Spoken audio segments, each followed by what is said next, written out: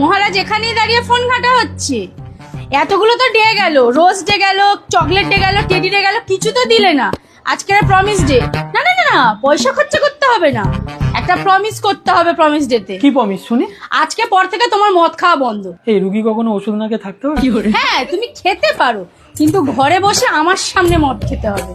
আর আমি যখনই বলবো যে তোমার মদ খাওয়া এই পর্যন্ত শেষ, তোমাকে বন্ধ করে দিতে হবে। सोचो बेटा सोचो, यही तो सोचने वाली बात है। আচ্ছা ঠিক আছে, প্রমিস করো। প্রমিস। দুষ্টু কোকিল ডাকে বলছি দূরে তো ফিনিশ করে দিয়েছি, আর ভালো লাগছে না। ও তুমি তো আর বলেছো যতক্ষণ না তুমি বলবে ততক্ষণ আমি খেয়ে যাবো। এই তোমাদেরকে বলছি ঝট করে বলো ফিনিশটা করে নিতে, তাহলে কোনো ঝামেলাই থাকবে না। একটু আমার মতো বিন্দাস। এই দেখো কিছু বলছে না, বলবে না, কারণ প্রমিস করেছে তো।